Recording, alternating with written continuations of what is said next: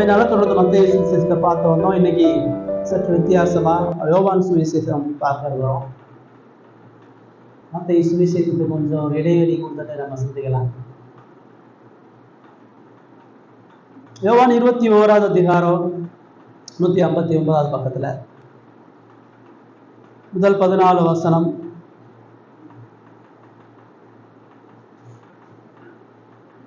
159வது பக்கம் யோவான் 21வது அதிகாரம் 1 முதல் 14 வசனங்கள் நான் வாசிக்கிறேன். நாம் சிந்திக்கலாம். இவைகளுக்கு பின்பு இயேசு திபேரியா கடற்கரையிலே மறுபடியும் சீசருக்கு தம்மை வெளிப்படுத்தினார்.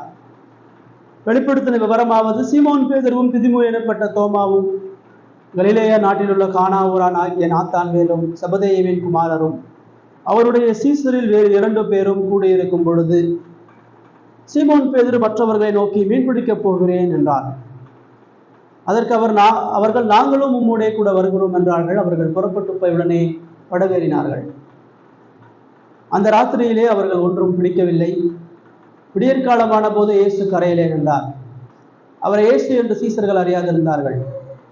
இயேசு அவரை நோக்கி, பிள்ளைகளே, புசிக்கிறதற்கு ஏதாகிலும் உங்களிடத்தில் உண்டா என்றார். அதற்கு அவர்கள் ஒன்றுமில்லை என்றார்கள். அப்பொழுது அவர்களில், நீங்கள் படவுக்கு வலது புறமாக வலையை போடுங்கள், அப்பொழுது உங்களுக்கு அகப்படும் என்றார். அப்படியே அவர்கள் போட்டு திரளான மீன்கள் அகப்பட்டதினால் அதை இழுக்க மாட்டாதிருந்தார்கள். அதாவது இயேசுவுக்கு அன்பா இருந்த சீசன் பேதுருவை பார்த்து, அவர் கர்த்தர் என்றான். அவர் கர்த்தர் என்று சீமோன் பேதுரு கேட்டவுடனே தான் வஸ்திரம் இல்லாதவனாக இருந்தபடியினால் தன் மேல் சட்டையை கட்டி கொண்டு கடலிலே குதித்தார். மற்ற சீசர்கள் கரைக்கு ஏறக்குறைய 200 முழ தூரத்தில் இருந்தபடியினால் படவில் இருந்து கொண்டு மீன்கள் உள்ள வலையை இழுத்து கொண்டு வந்தார்கள்.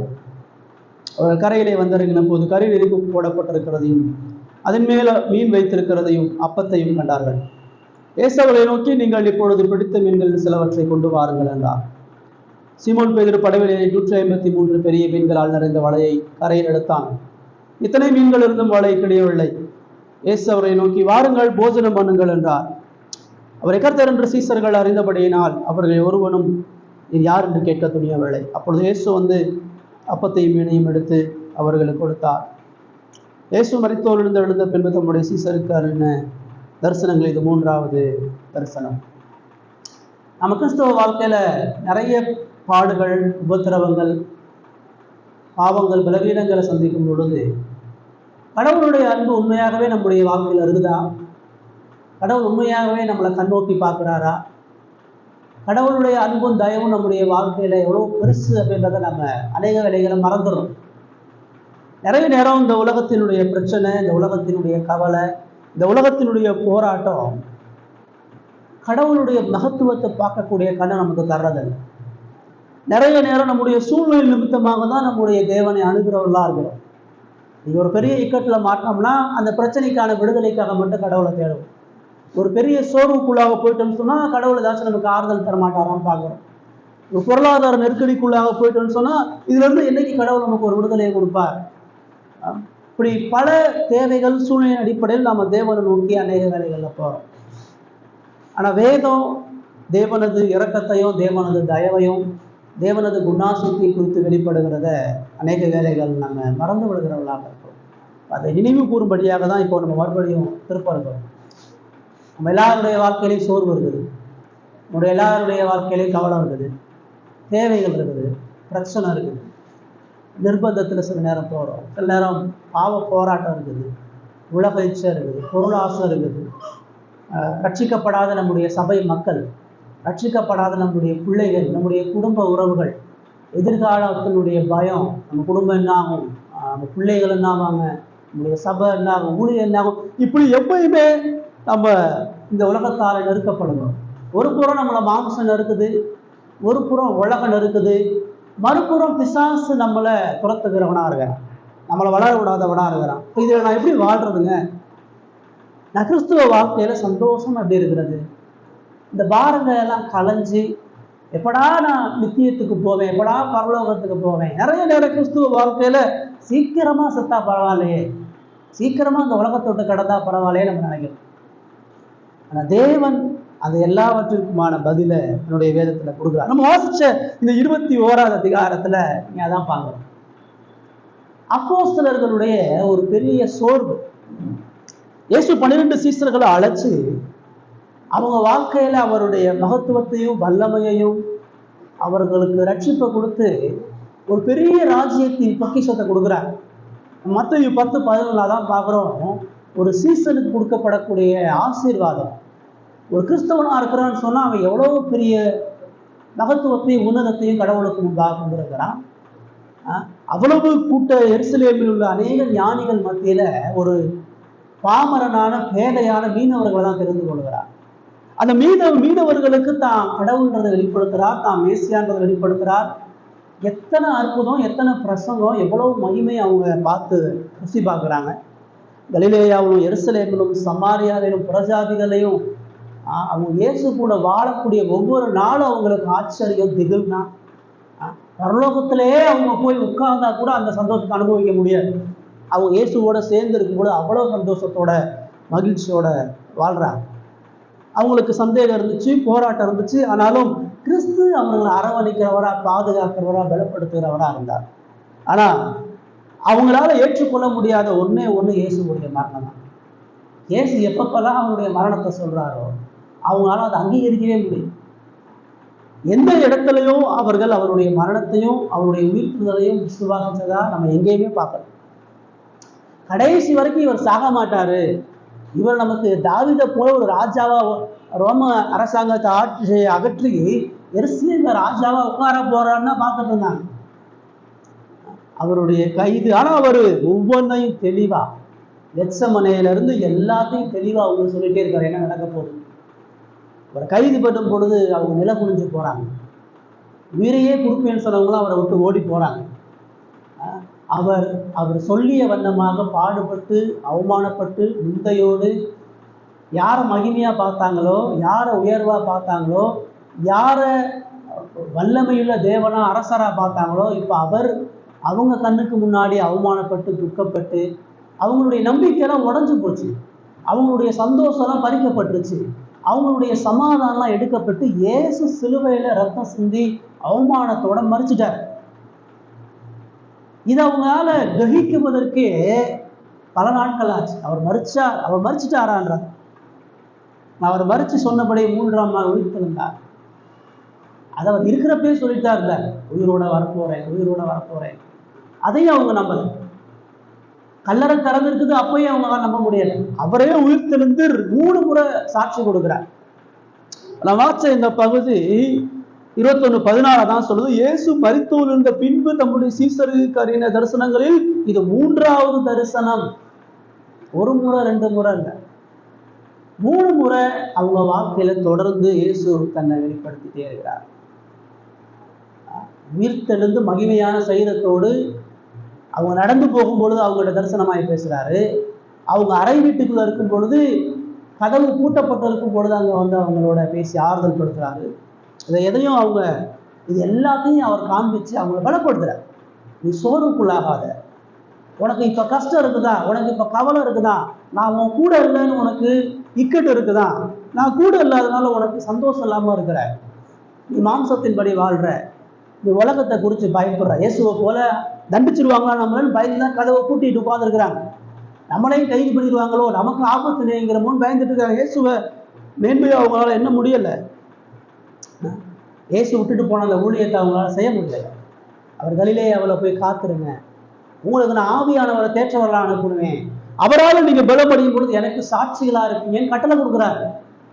ஆனா அவங்களால செய்ய முடியாது. அதான் இங்க பார்க்கிறோம். 2வது வசனம் சொல்லுது, சீமோன் பேதுருவும் திதிமு எனப்பட்ட தோமாவும் கலிலேயா நாட்டில் உள்ள கானாவூரன் ஆகிய நாத்தான்வேலும் செபதேவின் குமாரும் அவருடைய சீசல் வேறு 2 பேரும் கூடியிருக்கும் பொழுது சீமோன் பேதுரு மற்றவரை நோக்கி மீன்பிடிக்க போகிறேன் என்னோ என்றால், அதற்கு அவர்கள் நாங்களும் உடனே கூட வருகிறோம் என்றார்கள். அவர்கள் புறப்பட்டு போய் படகேறினார்கள். பார்ப்போம். இயேசுவை போய் எருசலேமிலையும் சமாரியாவிலையும் சாட்சியை அறிவிக்க வேண்டிய பொறுப்பு அவங்களுக்கு இருக்குது. இயேசுடைய உயிர்த்தெழுதல மகிழ்ச்சியா போய் அவரை பின்பற்றிய ஜனங்களுக்கு சொல்ல வேண்டிய வேலை இருக்குது. இயேசு அவங்க வாழ்க்கையில மகிமையான நித்திய ஜீவனை கொடுப்பதற்கான எல்லாத்தையும் ஆயத்தம் பண்ணி இருக்கிறார்ன்ற செய்தியை போய் அவங்க சொல்லணும். இது அவங்க துக்கமா இருக்க வேண்டிய நேரம் கிடையாது. உலகத்திலேயே மரித்து உயிரோடு எழுந்து அவர்களுக்கு சாட்சியாக முதல் அவர்கள் வெளிப்படுத்தினார். அவ்வளவு சாக்கியங்களை கடந்த காலத்துல எவ்வளவு மகிமையை பெற்றாங்க. இப்பொழுது அவங்களோடு கூட தொடர்ந்து அவர் இடைப்பட்டு கொண்டேதான் இருக்கிறார். ஆனா அவங்களால அதை நம்ப முடியல, ஏற்றுக்க முடியல. இயேசு இருக்கும்போது சந்தோஷமா இருக்காங்க. இயேசு மறைஞ்சு போனதுக்கு அப்புறம் அவங்களுக்கு மறுபடியும் கவலை வந்துருச்சு. நம்ம எப்படி இந்த பரிசேயர்களை போய் எழுதுறது? நமக்கு வேத ஞானம் இல்லையே. நம்ம போய் இயேசுவை போய் பேசினா அந்த ரோமர்கள் நம்மளை கைது பண்ணி சிறையில போட்டுருவாங்களே. நம்முடைய சொந்த ஜனமே நம்முடைய ஜபாலயத்தை விட்டு நம்மளை புறந்தள்ளிடுவாங்களே. நிறைய கவலை, பயம், துக்கம், இதெல்லாம் அவரோட தாங்க முடியாதுன்ற எல்லா எண்ணத்தோட பேதுரு சொல்றான், இனி இந்த வேலை நமக்கு லாய்க்கப்படாது. இனிமேல் நம்ம இயேசுக்காக எதையும் நம்ம செய்ய முடியாது. அவர் என்னதான் பேசினாலும், என்னதான் வாக்குறுதி கொடுத்தாரோ, என்னதான் ஆறுதல் கொடுத்தாலும் ஏன்கிட்ட பலன் இல்லை, நான் அதை செய்ய முடியாது, நான் மறுபடியும் மீன் பிடிக்க போறேன், என் பழைய வாழ்க்கைக்கே போறேன், என் பழைய வாழ்க்கையை நோக்கி நான் போறேன்னு சொல்லி அவன் மட்டும் சொல்லல, அவன் சுற்றி இருக்கிற எல்லா சீசர்களையும் சேர்த்து கூட ஒரு 7 பேரை அழைச்சிட்டு போயிடறான். அந்த 7 பேரும் பேதுருவோட சேர்ந்து மீன் பிடிக்க போறான். நிறைய நேரம் நம்முடைய யோவான்ல இது சாதாரணமாக அவங்க மீன் பிடிக்க போனாங்கன்னு எழுதிருக்கலாம். இப்போ ஏன் இந்த ஆண்டவர் தெளிவாக எழுதுறான்னு சொன்னா, ஒரு விசுவாசி அவன் எவ்வளவு கடவுளுடைய நன்மைகளை ருசி பார்த்தாலும், அவன் எவ்வளவு கடவுளுடைய மகிமையை தான் வாழ்க்கையில பெற்றுக்கொண்டாலும், அவன் எவ்வளவு பெரிய விசுவாசத்துல பலமுள்ளவனா இருந்தாலும், அவன் உலகத்தாலும் பிரச்சனைகளாலும் நெருக்கப்படும் பொழுது அவனுக்கு பின்வாங்குதலும் சோர்வுகளும் இயல்பாக உண்டு. மாம்சத்துல இருக்கிற வரைக்கும் அந்த பாவ போராட்டத்துல அவன் முழுமையா கடவுளுக்கு உண்மையாக வாழ முடியாது. வாழ்க்கையில குறைவுகளோ பலவீனங்களோ பின்மாற்றங்களும் தொடர்ச்சியான ஒரு போராட்டம். இது யாருக்கு? இயேசுவை நேரடியா பார்த்தவங்க, இயேசுவோட மகிமையை ருசி பார்த்தவங்க, இயேசுவோடைய மரணத்தை உயிர்த்ததில் நேரடியா பார்த்த அவர்களே மீன் பிடிக்க போறோம்னு போறான். பழைய வாழ்க்கையை பரவாயில்லாம இருக்குது. நீங்க இந்த சீர்திருத்த சத்தியத்தை அறிந்து இயேசுக்குள்ளாக வாழும் பொழுது இப்படிப்பட்ட அனுபவத்துக்குள்ளாக கடந்தான் வரணும். ஒருவேளை இயேசு அறியாம நான் பழைய வாழ்க்கையில் கூட நிம்மதியாக இருந்திருக்கேன் போல. இயேசு அறிஞ்சனால என் வாழ்க்கைய பிரச்சனை வருது, இயேசு அறிஞ்சனால எனக்கு மன போராட்டம் வருது, இயேசு அறிஞ்சனால இயேசுக்காக வாழ முடியல துக்கம் வருது, பாவம் என்னை அமிழ்த்தது, உலகம் என்னை கரப்படுத்துது, விசுவாசு என்ன கடவுளுக்காக செயல்பட விடாம அநேக தடைக்கற்களை வச்சுட்டு இருக்காங்க. சூறு ஒன்று மரணத்தை விரும்புவோம், இன்னும் இல்லைன்னா இயேசு விட்டுட்டு வாழ்ற வாழ்க்கை வரும். இப்போ இதுதான் பேதுருவுடைய வாழ்க்கையிலையும் சீசர்களுடைய வாழ்க்கை. இப்போ அங்கே பார்க்குறோம், அவர்கள் புறப்பட்டு படவேறி போனான். ஏன்னா இப்போ இயேசு உயிர்த்தெழுந்துட்டாரு, எல்லாரும் கூட என்ன பேச முடியும்? இப்போ மரணம் நடந்துருச்சுன்னு சொன்னால் மருந்து தான் பேச முடியும். ஒரு புகழ்பெற்ற ஒருத்தர் இறந்துட்டாருன்னு சொன்னால் ஒரு 3 நாள் அவரை பற்றி தான் பேசுவாங்க. ஒரு நாட்டோட பெரிய அதிபர் இறந்துட்டாருன்னா, அப்போ இயேசு அவங்களுக்கு நெருக்கமானவர். அவர் இறந்தனால ஒருத்தர் மாறி மாறி துக்கப்படவும் கவலைப்படவும் அழுகவும், அவர் என்ன உயிர்த்தெழுதலை அவங்களுக்கு காண்பித்தாலும் அவங்க மகிழ்ச்சியா இல்லை, அவங்க சந்தோஷமா இல்லை, அவங்க வைராக்கியமா எதையும் அவரால் செய்ய முடியாது. அவங்களுக்கு தொடர்ந்து அவங்களுடைய பலவீனங்களும் பிரச்சனைகளும் அவங்கள விசுவாசத்தை மூழ்கடிச்சிருச்சு. இயேசுவ மகிமையா உயிர்த்தெழுந்த மேன்மைக்குரிய இயேசுவா அவங்களுக்கு பார்க்கக்கூடிய கண்ணு. நம்முடைய கிறிஸ்தவ வாழ்க்கையில நிறைய நேரங்கள்ல கடவுளுடைய வார்த்தை நமக்கு எவ்வளவு பிரசங்கம் பண்ணப்பட்டாலும், நம்ம எவ்வளோ ஜெபம் பண்ணாலும், எவ்வளோ வேத வாசிச்சாலும், இந்த உலகத்தாலையும் கவலைகள்னாலையும் சோதனைகள்னாலும் நம்ம பாதிக்கப்படுறதும் இலக்கரிக்கப்படுகிறதும் இயல்பான ஒன்று. ஒரு கிறிஸ்தவன் எப்பயுமே சந்தோஷமா மகிழ்ச்சியா ரொம்ப வெற்றி உள்ளவனா வாழ மாட்டான். எப்பயுமே அவனுக்கு பாவத்தின் மீது வெற்றி, எப்போதுமே அவன் ஒரு பெரிய பலம் உள்ளவனா இருக்க மாட்டான். அது தனது பலவீனத்தை எவ்வளவு ஆழமா உணர்றானோ அவ்வளவு தூரம் இயேசுவினுடைய அந்த உணர்றதுக்கான வாய்ப்புகளை தேவன் ஏற்படுத்தி கொடுக்குறாங்க. அவங்க போறாங்க, அவங்க கூடி ஜெபம் பண்ணியிருந்திருக்கணும், கூடி கடவுளுடைய வார்த்தையை படிச்சிருந்திருக்கணும், கூடி இயேசுவை பற்றி பேசியிருந்திருக்கணும். அதை செய்யலை. இப்போ அவங்க புறப்பட்டு மீன் பிடிக்க போறாங்க. அவங்களுக்கு ஒரு ரிலாக்ஸேஷன் தேவைப்படும். அவனுக்கு ஒரு இயேசுவை பற்றி பேசாமல் கவலைப்படாமல் துக்கமடையாமல் இருக்கிறதுக்கு ஒரு வழி தேவைப்படும். இப்போ அதுக்கு என்ன தேவை? வழக்கம் போல அவனுடைய பொழுதுபோக்கு, அவனுடைய வேலை, மீன் பிடிக்க போயிட்டான். நிறைய நேரம் நம்முடைய வாழ்க்கையில கவலை துக்கம் பிரச்சனை ஏற்படும் பொழுது அவன் ஆவிக்குரிய காரியங்கள் ஈடுபடுறதை நிறுத்திட்டு நமக்கு மகிழ்ச்சி தரக்கூடிய காரியங்களை தெரியும். மகிழ்ச்சி தரக்கூடிய சந்தோஷங்கள் நாடி நாம் போகக்கூடியது சுபாவத்தில் நம்ம அப்படி இருக்கும். எப்பயுமே சந்தோஷத்தையும் மேன்மையும் ஒரு கொடுக்காது. ஏன்னா அதனுடைய பின்பகுதி என்ன பார்க்குறோம், அவங்க புறப்பட்டு படை ஏறினார்களோ அந்த ராத்திரியிலேயே அவர்கள் ஒன்று பிடிக்கிறது. எதில் சந்தோஷம், எதில் மகிழ்ச்சி, எதில் கவலையை திருப்புறதற்கு, பிரச்சனையிலிருந்து விடுபடுவதற்கு எதை வழிமுடன் கையாண்டானோ அதில் அவனால் திருப்தி அடைய முடியாது. மீன்பிடிக்க போனால் அங்கே தான் சந்தோஷம் இல்லை, அங்கே தான் இயேசுகிட்ட போனால் தான் அழுக வருது, இயேசு சிந்திச்சாதான் பிரச்சனை வருதுன்னு சொல்லி இயேசுவை விட்டு விலகிட்டு வேற ஒரு இடத்துக்கு போகிறான், மீன் பிடிக்க போகிறான். இப்போ அங்கே மகிழ்ச்சி ஆகிட்டானா, அங்கே அவனுக்கு சந்தோஷம் கிடைச்சிச்சா? அவனுக்கு அந்த மீன்களை பிடிச்சதுனால அவனுக்கு சந்தோஷம் கிடைச்சிருக்க. அவங்க ராத்திரி ஃபுல்லாக பிரயாசப்பட்டும் ஒன்றும் கிடைக்கல, எந்த சந்தோஷத்தையும் அனுபவிக்கல. இன்னும் அவன் பிரச்சனை கூடு. ஒரு ஓரத்தில் உட்காந்து துக்கத்தோடு அழுதுட்டு இருந்தவன் இப்போ முழுவதும் வலையை போட்டு சரீரத்திலையும் பலவீனம் அடைஞ்சான், சோர்வு அடைஞ்சிடறான். ட்ரை பண்ணி முயற்சி பண்ணி வலையை போட்டு ஒரு கிடையாது. மனசெல்லாம் வலி. இப்போ சாப்பிட்றதுக்கும் ஒன்றும் கிடைக்கல. சரீரத்திலையும் மனதிலையும் இக்கட்டுகளையும் போராட்டங்கள், பிரச்சனை அதிகரிக்க தான் செய்யும். நம்ம கிறிஸ்துவ வாழ்க்கையில போராட்டங்கள்ல, பிரச்சனைகள்ல, பலவீனங்கள்ல இந்த உலகத்துல ஆறுதலை தேடும் பொழுது, இயேசுவை விட்டுட்டு வெளியே நிம்மதியை தேடும் பொழுது, இயேசுவுக்கு வெளியே சிற்றின்பத்தையும் சந்தோஷத்தை தேடி போகும் பொழுது அது வெறுமைகளையும் நம்முடைய பிரச்சனை இன்னும் அதிகமாக தான் ஆகும். நம்முடைய கவலையை 2 மடங்கு கூட்ட தான் செய்யும். நம்முடைய உபத்திரவத்தை 4 மடங்கு அதை பெருசுக்குள்ளாக ஆக்க தான் செய்யும். இந்த சீசர்களுடைய மதியம், சீசர்களுடைய புத்தியும், அவனுக்கு அழுக வந்தாலும், கவலை வந்தாலும், துக்கம் வந்தாலும் அவன் என்ன செஞ்சிருக்கணும், எங்கே போயிருந்திருக்கணும், அந்த கடவுளுடைய சமூகத்துக்கு தான் போயிருந்திருக்கணும். அவங்க ஒன்று கூடி ஜெபித்திருக்கணும், அவங்க ஒன்று கூடி வேத வாக்கியங்களை தியானித்திருக்கணும், அவங்க ஒன்று கூடி கிறிஸ்துவினுடைய வாக்குத்தத்தங்களை நினைவு கூர்ந்திருக்கணும்.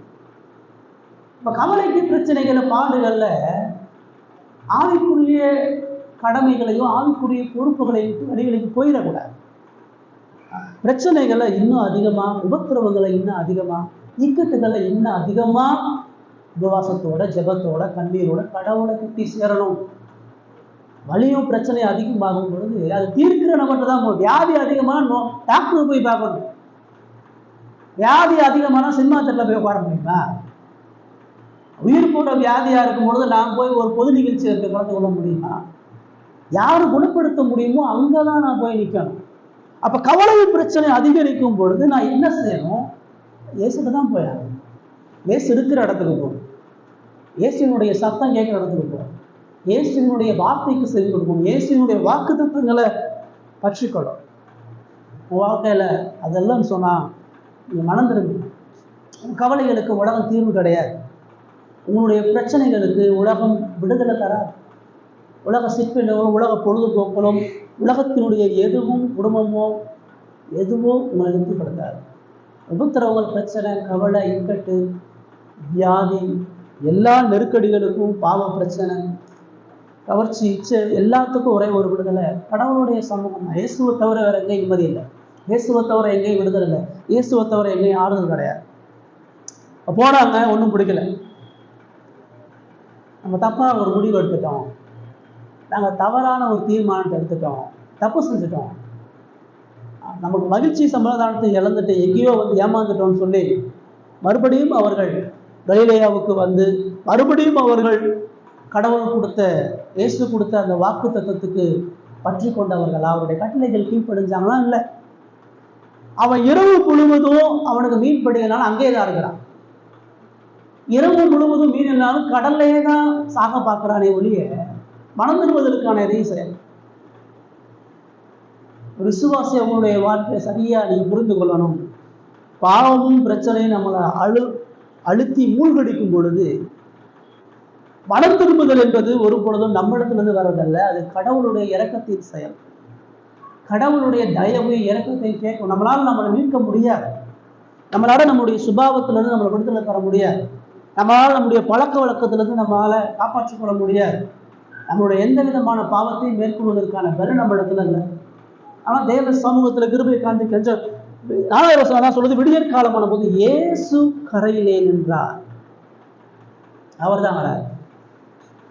இயேசு பார்த்து, இவர்கள் எவ்வளவு பலி போகிற ஹிருதயம் உள்ளவனா இருக்கிறான், இவ்வளவு வணங்கா கழுத்துள்ளவனா இருக்கிறான், இவனுக்கு நான் எவ்வளவு நல்லது பண்ணியிருக்கிறேன், எவ்வளவு இரக்கத்தை காண்பிச்சிருக்கிறேன், எவ்வளவு வல்லமையை காண்பிச்சிருக்கிறேன், கடைசி வரைக்கும் இவன் இன்னமும் பின்வாங்கினவனா, விழுந்து போகிறவனா, சந்தேகப்படுகிறவனா, உலகத்தால் பீடிக்கப்பட்டவனாக, இவனை எப்படி அது காப்பாற்றணும், இவனை வச்சு நான் எப்படி ராஜ்யத்தை கட்டுறது, இவ்வளவு வீழ்ந்து போன மோசமான இந்த பாவிகளை வச்சு நான் எப்படி சுவிசேஷத்தை உலகத்துக்கு எடுத்து கொண்டு போறேன் அப்படின்னா இயேசு யோசிக்கல, கேட்கல. இயேசு அந்த இடத்துல இதுக்கு முன்னாடி இவங்க படகுல பயணிக்கும் பொழுது, புயல் வரும்பொழுது இயேசு என்ன பண்ணாரு, கடலை நடந்து வந்தார்.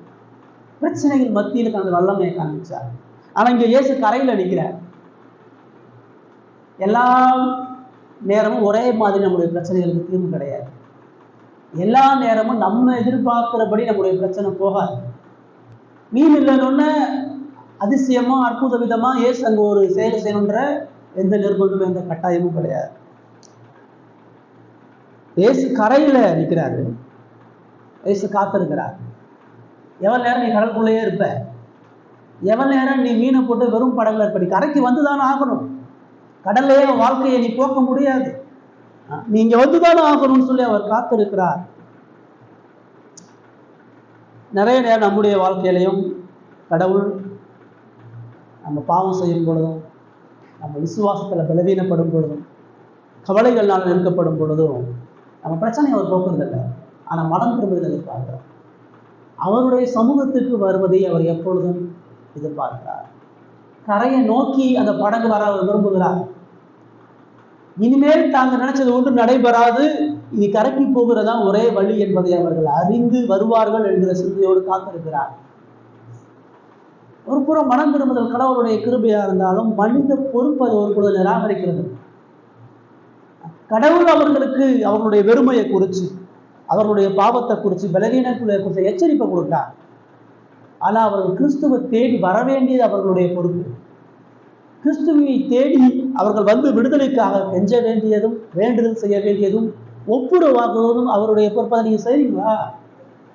விசுவாசி அவங்க வாழ்க்கையில, என் வாழ்க்கை சரியில்லை, என் வாழ்க்கையில இக்கட்டும் கவலைகளும் சூழ்ந்திருக்கிறது, நான் பாவத்தாலேயோ பலவீனங்களால் மூழ்கப்பட்டிருக்கேன்னு சொல்லும் பொழுது மனம் திரும்புதலுக்கான செயல்பாட்டை செய்றீங்களா?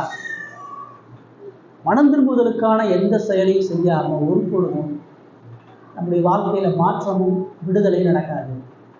நம்முடைய பாவத்தை ஒத்துக்கிட்டு, நம்முடைய பலவீனங்களை ஒத்துக்கிட்டு நாம் தேவனிடத்துல போறதுக்கான காரியங்களை செய்ய வேண்டிய காரியத்தை தேவன் மனத்தில் எதிர்பார்க்கிறார். சரிங்களா? அப்ப அங்க பார்க்கிறோம், கரையிலே நின்றார். அவரை இயேசு என்று சீசர்கள் அறியாதிருந்தார்கள். ஏன் தெரியல? விசுவாசம் இல்லாததுனால தெரியல, அவரை குறித்த சிந்தைகள் இல்லாததுனால தெரியல.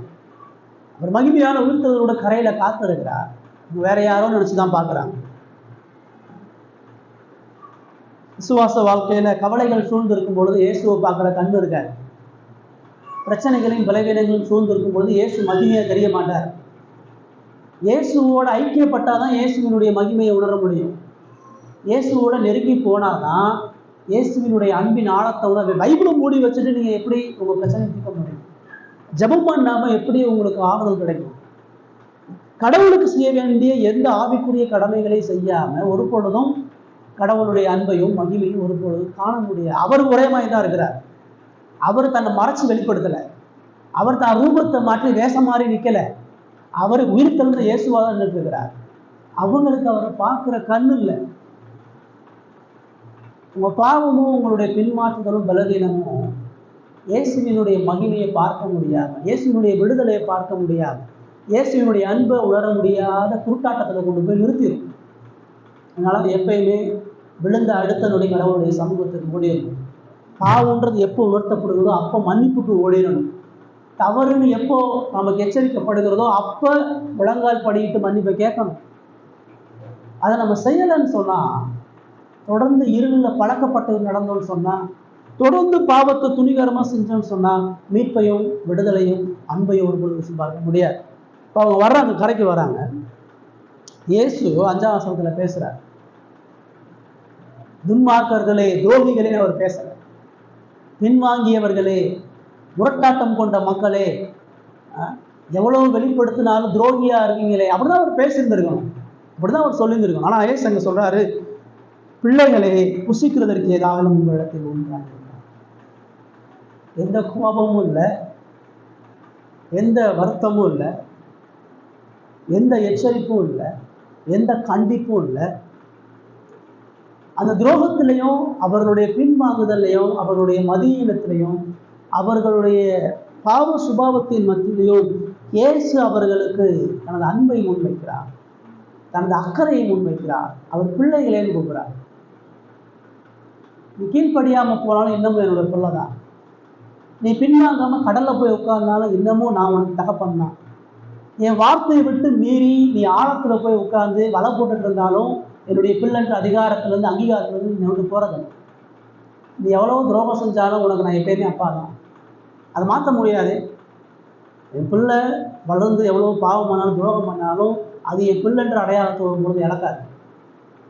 விசுவாசிகள், மீட்கப்பட்டவர்கள், இயேசுவால் ரட்சிக்கப்பட்டவர்கள், அவங்க வாழ்க்கையில எவ்வளவு அக்கிரமம் சூழ்ந்தாலும், எவ்வளவு பின்வாங்குதல் சூழ்ந்தாலும், எவ்வளவா கடவுளை விட்டு அவர்கள் சோரம் போனாலும், அவர்கள் கிறிஸ்துவினுடைய அன்பையும் கிறிஸ்துவினுடைய மன்னிப்பையும் ஒரு பொழுதும் இழப்பதில்லை. தொடர்ந்து துரோகம் செய்கிறவனை நம்ம எப்படி பார்க்கணும்? தொடர்ந்து நம்மளை கோபப்படுத்துறவனை, தொடர்ந்து கீழ்ப்படியாத ஒரு பிள்ளை, ஒரு முறை கத்துது, 2 முறை கத்துது, 3ஆவது முறை கத்துது, 4ஆம் முறை என்ன பண்றோம்? அடிச்சிடும். நம்மளால அன்பை ஒரு லிமிட்ல தான் காட்ட முடியும், நம்மளால பாசத்தை ஒரு லிமிட்ல தான் காட்ட முடியும். சில விஷயங்களை நம்மளால சகிக்க முடியாது, ஏற்றுக்கொள்ள முடியாது. ஆனா கடவுளுடைய அன்பை வேதம் சொல்லும் பொழுது இது அன்பு மீட்ட, இது நிபந்தனையற்ற அன்பு. இவன் ஒழுங்கா வாழ்ந்துருவான், இவன் பரிசுத்தமா இருப்பான், இவன் கீழ்ப்படிஞ்சிருவான், இவன் நல்ல நிலைமைக்கு வந்துருவான்னு நினைச்ச ஒரு அன்பு ஒருவே. இயேசு உங்கள் மீது, என் மீது கொண்டிருந்த அன்பு என்பது உங்க சூழ்நிலை நிமித்தம் கூர்ந்த அன்பு கிடையாது, உங்களுடைய சுபாவத்தின் நிமித்தம் கூர்ந்த அன்பு கிடையாது, உங்களுடைய வாழ்க்கை நிலையை வைத்து கூர்ந்த அன்பு கிடையாது. உங்கள்கிட்ட எதுவுமே இல்லாதப்ப ஒரு அன்பு கொண்டார், உங்கள்கிட்ட ஒண்ணுமே இல்லாதப்ப அன்பு கொண்டார், உங்ககிட்ட எந்த நல்லதும் இல்லாதப்ப அன்பு கொண்டார், நீங்க மிருகத்தை போல மதியினமா வாழ்ந்தபோது அன்பு கொண்டார், நீங்க காட்டு மிராண்டித்தனமா பிசாசுக்கு அடிமையா இருந்தபோது அன்பு கொண்டார், எல்லா பாவத்தையும் துணிகரமா செஞ்சு கல்லையும் மண்ணையும் கும்பிட்ட போது அவர் அன்பு கொண்டார். நீங்க ரட்சிக்கப்பட்டதுக்கு அப்புறம் அவருடைய அன்பு ஆரம்பமாகல, நீங்க பிறக்கும் பொழுது அவருடைய அன்பு ஆரம்பமாகல, அவர் நித்தியத்துல உங்களை அன்பு கொண்டார். அதனாலதான் அந்த அன்பு நித்தியம் வரைக்கும் மாறாது. உங்கள் மீது அவர் கொண்டிருந்த அன்பு என்னைக்கு ஒரு பொழுதும் மாறாது.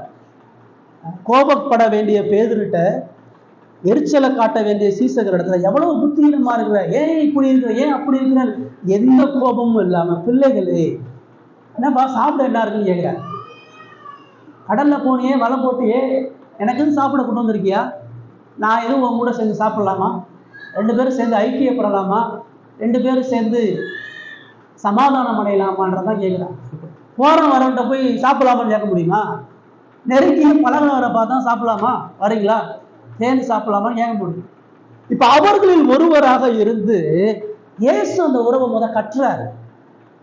என்கிட்ட வா, உன் தேவை சந்திக்க நான் இருக்கிறேன், உன் பிரச்சனையை சந்திக்க நான் இருக்கிறேன், உன் கவலையை போக்க நான் இருக்கிறேன், உன்னை நேசிக்க நான் இருக்கிறேன், உன்னை மன்னிக்க நான் இருக்கிறேன், உன்னை ஏற்றுக்கொள்ள நான் இருக்கிறேன், உன் கவலை எல்லாத்தையும் போக்குவதற்கு நான் இருக்கிறேன், நீ எதுக்கு இங்கேயோ போய் நின்றுட்டு இருக்கிற, என்ன இருக்குதுன்னு கேட்கிறார். அவங்க என்கிட்ட ஒன்றும் இல்லைங்கிறாங்க. அவங்க அதை அவர் இயேசுவா பார்க்கல, ஆனா அவர் நெருங்கிய யாரோ தெரிஞ்ச ஒரு நண்பராக பார்த்து என்கிட்ட ஒண்ணுமே இல்லை. அவங்க இருங்க, நாங்க உங்களுக்கு போய் மறுபடியும் வளையம் போட்டு வரோன்னு சொல்றேன், இருங்க ஏதாச்சும் ட்ரை பண்ணிட்டு வரோன்னு சொல்றேன், என்கிட்ட ஒன்றும் இல்லை. இயேசு பின்மாற்றம் அடைஞ்ச ஒவ்வொரு மனிதன்கிட்ட எதிர்பார்க்கிற ஒன்றும் இல்லைன்னு ஒத்துக்கோங்க, அவ்வளவுதான். உங்களால இந்த உலகத்தை ஜெயிக்க முடியாதுன்னு ஒத்துக்கோங்க, உங்களால பாவத்தை மேற்கொள்ள முடியாதுன்னு ஒத்துக்கோங்க, உங்களால பரிசுத்தம் அடைய முடியாதுன்னு ஒத்துக்கோங்க, உங்களால உங்க கவலைகளை போக்க முடியாதுன்னு ஒத்துக்கோங்க, உங்களால உங்களுடைய பிரச்சனைக்கு தீர்வு இல்லைன்னு ஒத்துக்கோங்க, உங்களால உங்களுடைய நிர்பந்தமான வாழ்க்கையை மாற்ற முடியாதுன்னு ஒத்துக்கோங்க, உங்களால உங்களுடைய பிள்ளைகளையோ யாரையும் எதையும் மாற்ற முடியாதுன்னு ஒத்துக்கோங்க. நம்ம கடவுள்கிட்ட ஒத்துக்கிறதே இல்லை, கடவுள்கிட்ட ஒண்ணு இல்லைன்னு சொல்றதே இல்லை. கடவுள்கிட்ட ஏதாச்சும் செய்ய பார்க்கணும். நீங்க சபையெல்லாம் பாருங்க, இன்னைக்கு சபையெல்லாம் என்ன செய்ய பார்க்குறாங்கன்னா, ஆராதனைன்ற பேரில் எதையாச்சும் செஞ்சு கடவுளை திருப்திப்படுத்தணும். அதுக்கு தான் அவன் கொட்டடிக்கிறான், பாட்டு பாடுறான், சாட்சி சொல்கிறான், ஆவியின் அபிஷேகன்றான், என்னென்னமோ செஞ்சு நான் எதையாச்சும் செஞ்சு கடவுளை திருப்திப்படுத்தணும். இவன் 1000 சோத்திரம் சொன்னாதான் கடவுள் மகிமை அடைகிற மாதிரி, இவன் கடவுள்கிட்ட உண்மையாக வேண்டுதல் பண்ணாதான் கடவுள் திருப்தி அடைகிற மாதிரி, இவன் வாரந்தோறும் பிரசங்கம் பண்ணாதான் கடவுளுடைய மகிமை அடைகிற மாதிரி ஒரு காரியத்தை பண்ணிட்டு இருக்கிறார். ஆனால் இயேசு தன்னுடைய ஜனங்கள் கிட்ட அவங்களுடைய பலவீனம், அவங்களுடைய பாவம், அவங்களுடைய ஏழாத்தன்மை எல்லாத்தையும் ஒத்துக்க சொல்றாரு. என்னால் முடியலைன்னு ஒத்துக்கோங்க. என்னால் என்னை காப்பாற்றிக்க முடியலை, என்னால் வாழ முடியலை, எனக்கு தீர்வு கிடைக்கல, என் பிரச்சனை என்னால் சரி செய்ய முடியலன்ற ஒத்துக்கங்க.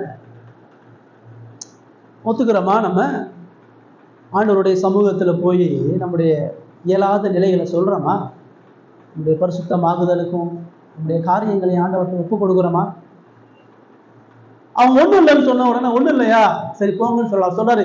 நீங்கள் படவுக்கு வலது புறமாக வலையை கொடுங்கள், அப்பொழுது உங்களுக்கு அகப்படுகிறார். அப்பொழுது அப்படியே அவர்கள் போட்டு திரளான மீன்கள் அகப்பட்டதினால் அதை இழுக்க மாட்டார்கள். வாழ்க்கை ஒன்றும் இல்லாமல் போச்சுல, உன் முயற்சி எல்லாம் வீணா போச்சுல, உன்னுடைய எல்லா பயிற்சி ஒன்றும் இல்லாமல் போச்சுல. இப்போ நான் சொல்கிறேன், இப்போ நீ என்ன பண்ணு, வலது பக்கத்தில் போய் வளைய போடுன்றார். இது ஒரு மீனவனுக்கு ஒரு பைத்தியக்காரமான தனம். ஒரு கடலில் மீன் வலது பக்கத்தில் தான் இருக்கும், இடது பக்கத்தில் இருக்காதுன்றதுலாம் இல்லை. அலைகள் அடிக்கிற கடல்ல மீன் எல்லா பக்கமும் தான் சூழ்ந்து இருக்கும். இப்ப அவங்களுடைய சுய புத்திக்கு மாறான ஒரு விஷயத்த சொல்றாரு, வளைய போடுன்றாரு. ஆனா அவங்க கேட்கிறாங்க, அவங்க கீழ்படுகிறாங்க. லூக்கா 5ஆம் அதிகாரத்துல இதே தான் ஆண்டவர் சொல்றாரு, நீ போய் ஆழத்துல வளைய போடுன்னு. அப்ப அவன் என்ன சொல்லுவான், நாங்க ராவமுழுதும் பிரயாசப்பட்டு கிடைக்கலையே, இப்ப கிடைச்சிருமா, ஆனாலும் போறோன்றான். ஆனா இங்க எந்த விதமான மாறுத்தரமும் இல்லாம வலது பக்கம் வளைய போடணும்னு அவன் போய் வலது பக்கத்தில் போய் போடுறான். போட்டு வலை கிளியத்தக்கதாக என்கிறதான். இதெல்லாம் சொல்லுது, ஒன்றுமில்லாத இடத்துல உண்மையான கீழ்ப்படிதல் கடவுளுடைய வார்த்தைக்கு திரும்பும் போது வருகிறது. ஆறுதலும் மகிழ்ச்சியும் சந்தோஷமும் வேதத்துக்கு திரும்பினா மட்டும்தான். வசனம் உள்ள போனாதான் ஆறுதல், வசனம் இருதயத்தை திறந்தாதான் சமாதானம், வசனம் கண்களை திறந்தாதான் விடுதலை, வசனம் மட்டும்தான் ஆத்மா உயிர்ப்பித்து ஆறுதல் கொடுத்து கவலையை நீக்கி பலப்படுத்தும். பிரச்சனைக்கு ஆறுதலான நபர்கள்ட்ட போன் பேசுறது இல்லை, பிரச்சனைக்கு ஆறுதலான படங்களை பார்க்கறது இல்லை, ஆறுதலான நடத்து. பிரச்சனைக்கான தீர்வு ஜீவ வசனம் தான். என் வசனத்தை உன் இருதயத்துல பத்திரப்படுத்தி நீ மீட்கப்படுவான்னு சொன்னார். என் வசனத்தை உன் இருதயத்தில் வைக்கும் பொழுது நீ பாவம் செய்யாமல் வாழுவன்றார். என் வசனம் உன்னை உயிர்ப்பிக்க முடியும். கர்த்தருடைய வசனம் கேதுரும் மரங்களை உடைக்கிறதாக இருக்கிறது, பெண்மான்களை ஈனும்படி செய்கிறதாக இருக்கிறது, காதேஸ் மனாந்தரத்தை அதிர பண்ணுகிறதாக இருக்கிறது. அவர் மறுபடியும் அவர்களுக்கு விடுதலையை தான் வார்த்தையின் மூலமா மட்டும்தான் கொடுக்கிறார். அவங்களுக்கு ஆறுதலை வார்த்தையின் மூலமா மட்டும்தான் கொடுக்கிறார். அவங்களுக்கு போய் அவர் எதையும் பெரிய அற்புத அடையாளம் காமிக்கல. அவங்க போறாங்க, முயற்சி பண்றாங்க, வலை போடுறாங்க, அதே இடம், அதே வலை, அதே படகு, அதே கடல். ஆனா முதல்ல வெறுமையா வந்தான், இப்ப வலை கிழியத்தக்கதாக மீன்களை எடுத்து போடுறாரு. வாழ்க்கை மாறுவதற்கு ஒரே ஒரு வழிதான், பிரச்சனையும் கவலைகளையும் தீர்ப்பதற்கு ஒன்னே ஒன்று, கடவுளுடைய சமூகத்தை தான். கடவுளுடைய சமூகத்துல ஒத்துக்கிட்டு மனம் திரும்பி அவருடைய வார்த்தையை முழு இருதயத்தோடு முழு சிந்தியோடு நீங்க வாசிக்கும் பொழுது தேவன் மீட்பை ஏற்படுத்துகிறவரா. இயேசுவை பார்க்கக்கூடிய ஒரே ஒரு இடம் வேதம் தான். இயேசுவினுடைய மகிமையை பார்க்கக்கூடிய ஒரே ஒரு இடம் வேதம் தான். இயேசுவினுடைய மீட்பையும் சந்தோஷத்தையும் பார்க்கக்கூடிய ஒரே இடம் கடவுளுடைய வார்த்தை தான். வேற எதுவும் உங்களுக்கு ஆறுதலை மீட்பையும் கொடுக்காது. அப்படி போட்டு அந்த மீன்களை இழுக்கிறாங்க. இப்போ இழுக்கும் பொழுது யோவான் அந்த இடத்துல சொல்றாரு, இயேசுவுக்கு அன்பா இருந்த சீசன் அவர் கர்த்த என்றார். மீனை பிடிக்கும் பொழுது சந்தோஷம் இப்போ மீன் மேல இல்லை, ஐயோ வெறுமையா இருந்தோமே, சாப்பாட்டுக்கு வழி இல்லாமல் இருந்தோமே, இக்கட்டில் இருந்தோமே, படகெல்லாம் மீன் வந்துருச்சு, ஹல்லேலூயான்னு சொல்லலை. மீன் வந்துருச்சு, இனிமேல் நமக்கு நல்லா விடுதலை, மீன் வந்துருச்சு, நம்ம வாழ்வாதாரம் நல்லா செழிப்பாயிருன்னு சொல்லலை. மீனை பார்த்துட்டு அவர் கர்த்தர். அவன் மீனை பார்த்துட்டு கரையில் இருந்த கடவுளை பார்த்தான். இப்போ அவனுக்கு பிரச்சனைக்கான தீர்வு படகு கிடையாது, பிரச்சனைக்கான தீர்வு வலையில பிடிக்கப்பட்ட மீன் இல்லை, பிரச்சனைக்கான தீர்வு இயேசுன்றதை அறிஞ்சிட்டான். உங்களுக்கும் எனக்குமான பிரச்சனைக்கான தீர்வு இயேசு நம்மகிட்ட இல்லாத தான். இயேசுவை கர்த்தர்னு நீங்க பார்க்கும்பொழுது ஆறுதல், இயேசுவை கர்த்தர் என்று பார்க்கும்பொழுதுதான் சமாதானம். இயேசுவை ஆண்டவராக அவருடைய மகிமையின் சிங்காசனத்தை வீற்றிருக்கிறவராக நீங்க பார்க்கும் பொழுதுதான் பாவத்தின் மீது வெற்றி, உலகத்தின் மீது வெற்றி, பிசாசின் மீது வெற்றி. இயேசு மகிமைக்குரியவராக நீங்க சிந்திக்கும் பொழுதுதான் இருதய பலமாகவும் சரீரம் புஷ்டியாகவும் நித்தியத்தினுடைய மகிமையின் மீது நம்பிக்கை விசுவாசம் ஏற்படும். பிரச்சனைகளுடைய ஆறுதல் எப்படி பார்க்கிறாங்க? கரையில் இருக்கின்றவர் மனிதர் அல்ல, அவர் கர்த்தர், அவர் தேவன். கடவுளுடைய வார்த்தையிலிருந்து என்ன பார்க்கணும்? இயேசுடைய மகிமையை பார்க்கணும். என்ன அவரால் எல்லாம் முடியும். ஒன்றும் இல்லாத படகுல வலை கிளியத்தக்கதாக 153 பெரிய மீனை பிடிச்சு இழுத்துட்டு வரும்பொழுது என்ன பார்க்குறான்? லூக்கா 5ஆம் அதிகாரத்தில் வலை கிளியத்தக்கதாக மீனை பிடிக்கும் பொழுது நான் பாவியான மனுஷனை விட்டு அகன்று போகும் சொல்லி சொன்னான்.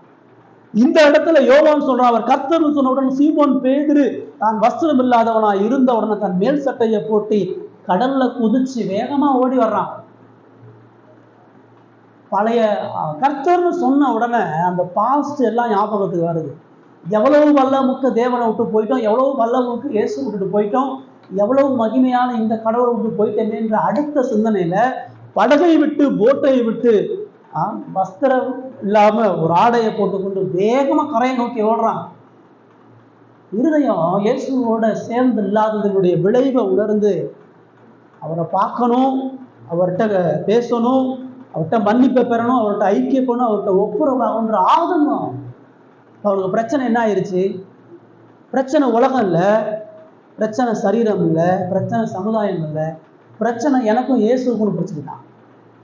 பிரச்சனை நான் இயேசுவை சரியா பார்க்காதான் பிரச்சனை, பிரச்சனை இயேசுவை குறிச்ச அறிவு எனக்கு இல்லாதான் பிரச்சனை, இயேசுவினுடைய அன்பு உணராதான் பிரச்சனை, இயேசுவினுடைய மீட்பை உணராதான் பிரச்சனை, இயேசுவினுடைய நித்தியத்தை உணராதான் பிரச்சனைன்னு புரிஞ்சு நான் இருக்க வேண்டிய இடம் இல்லைன்னு சொல்லி கடல்ல குதிச்சு ஓட ரெடி ஆயிட்டான். செத்தாலும் பரவாயில்ல, கரையில நிற்கிற இயேசு எனக்கு வந்தாகும். அவர் கரையை விட்டு ஓடிடக்கூடாது, அவர் கரையை விட்டு எங்கேயும் போயிடக்கூடாதுன்னு சொல்லிட்டு குதிச்சு வேகமா ஓடி வர்றான். இப்போ பிரச்சனைகள்ல பாடுகள்ல நீங்க விடுதலைய சூழ்நிலை போய் தேடாதீங்க.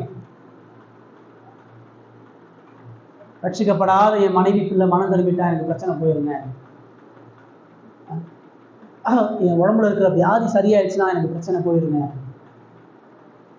என்னுடைய கடன் பிரச்சனைலாம் சரியாயிட்டா நான் சந்தோஷமாயிருக்கேங்க, என்னுடைய குடும்பம் சரியாயிட்டா, என் சுற்றி உள்ளவங்க சரியாயிட்டா, என் பிள்ளைகள் சரியாயிட்டுன்னா சந்தோஷம். அதல்ல பிரச்சனை என்பது நமக்கும் இயேசுக்கும் தான் பிரச்சனை. நம்முடைய வாழ்க்கையில இயேசு மகிமைக்குரிய ஆண்டவரா இல்லாதான் பிரச்சனை, நம்முடைய வாழ்க்கையில இயேசுனுடைய அன்பு ஆழமா இல்லாதான் பிரச்சனை, நம்முடைய வாழ்க்கையில இயேசு இல்லாதான் பிரச்சனை. உண்மையாகவே நமக்கும் இயேசுக்கு எந்த வேத பிரகாரமான இயேசு நம்முடைய வாழ்க்கையில் இல்லாதான் பிரச்சனை.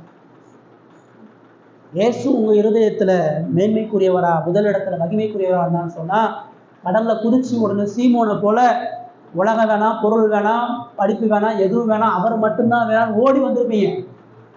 இயேசுனுடைய சமூகத்தில் ஓடி வரும் பொழுது அதை விட ஆறுதல் எதுவும் இல்லை, அதை விட அடைக்கணும் வேற எதுவும் இல்லை, அதை விட சந்தோஷம் வேற எதுவும் இல்லை. அவர் கூட மறிப்பதற்கும் அவர் கூட அவமானப்படுவதற்கும் அவரோட சேர்ந்து பிரச்சனைகளை சிலுவைகளை சுமப்பதை போல மகிமையானது ஒன்றும் இல்லை. இப்போ அதை தெரிஞ்சுதான் அவன் கடல்ல குதிச்சு ஓடி சீசர்கள் எல்லாரும் ஓடி வர்றாங்க. சீசர் எல்லாரும் ஏறக்குறைய 200 முறை தூரத்துல இருந்து மீன்கள் எடுத்துட்டு வர்றாங்க. ரொம்ப வசனம் சொல்லுது, ஒரு கரையிலே வந்துருங்கிற போது கரி நெருப்பு போடப்பட்டிருக்கிறதையும் அதன் மேல் மீன் வைத்திருக்கிறதையும் அப்பத்தையும் கண்டார்கள். இயேசுவை நோக்கி நீங்கள் இப்பொழுது பிடித்து மீன்கள் சிலவற்றை கொண்டு வாருங்கள் என்றார். ஏன்னா ஒரு அழகான காட்சி அமைப்பா சொல்லுங்க பாருங்க. அவங்க வந்த உடனே அதெல்லாம் கடவுள்ல பிரயாசப்பட்டிருக்கிறான், பொழுது கஷ்டப்பட்டிருக்கிறான், சாப்பாடு சாப்பிடாம இருக்கிறான் அப்படின்னு சொல்லி ஏசு சமைச்சிருக்கிறார். எப்படியாச்சும் அவன் கரைக்கு மீன் எடுத்துட்டு வருவான்னு சொல்லி கறி நெருப்பை உண்டாக்கி மீன் பொரிச்ச மீன் துண்டத்தையும் அப்பத்தையும் வச்சு காத்திருக்கிறார். அவங்க எல்லாம் வந்த உடனே நீங்க பிடிச்ச மீன்கள்ல கொண்டு வாங்கன்னு சொல்லி 12ஆம் வசனத்துல வாருங்கள் போஜனம் பண்ணுங்கள் என்று சொன்னார். அவரை கர்த்தர் என்று சீசர்கள் அறிந்தபடியினால் ஒருவனும் கேள்வி கேட்க துணியவில்லை. இயேசு அப்பத்தையும் மீனையும் எடுத்து அவர்களுக்கு கொடுத்தார். சர்வ் பண்றார். சமைச்சு வச்சு வரிசையா ஒவ்வொருத்தனா உட்கார வச்சு அந்த மீனை பொறிச்சு அந்த அப்பத்தை ரெடி பண்ணி அவங்களுக்கு ஆசீர்வதிச்சு கொடுக்குறாங்க. எவ்வளவு அன்புக்குரிய, எவ்வளவு மாட்சிமைக்குரிய, எவ்வளவு மேன்மைக்குரிய கிறிஸ்துவனை பார்க்கணும். எப்படி அவர் மறிக்கிறதுக்கு முன்னாடி அந்த சீசர்களை உட்கார வச்சு அவங்களுடைய காலை கழுவுனாரோ, அவங்களுக்கு மன்னிப்பு இறக்கத்தையும் காண்ப. இந்த இடத்துலையும் எந்த கோபத்தையும் காட்டல, எந்த குற்றவுணர்ச்சியும் ஏற்படுத்தல, எந்த அழிவுக்கு நேரான விஷயத்தையும் செய்யலாம். அவர் இன்னமும் பரிசுத்தம் உள்ள தேவன் தான். அனனியா சப்திரால் ஒரு பொய் சொல்லும் பொழுது உடனே செத்தாங்க. ஏரோது புழுப்புழுத்து செத்தான். முசியா ஆசரிப்பு அந்த உடன்படிக்கை பெட்டியை தொட்ட உடனே செத்தான். நாதாப் அபிகு அந்நிய அக்கினியை கொண்டு வந்தா செத்தாங்க. ஆனா இவர்கள் எவ்வளவு பாவம் பண்ணாலும், எவ்வளவு துரோகம் பண்ணாலும், எவ்வளவு அக்கிரம் பண்ணாலும், எவ்வளவு கலகம் பண்ணாலும் மன்னிக்கப்பட்டு கொண்டே இருக்கிறார்கள். அன்பு செலுத்தப்பட்டு கொண்டே இருக்கிறார்கள். அவர்களுடைய துரோகத்துக்கு எந்த பதிலும் செய்யப்படலை. அவங்களுடைய பாவத்துக்கு எந்த நீதியும் செய்யப்படலை. அவங்களுடைய கழகத்துக்கு எந்த ஆக்கினையும் கொடுக்கப்படலை. இறுதி வர அவர் முடிவு பரியந்த அன்புள்ளவரா, நேசிக்கிறவரா, மீட்கிறவரா, அரவணைக்கிறவரா, யோசிக்கிறவரா, ஆறுதல் படுத்துகிறவரா இருக்கிறார்.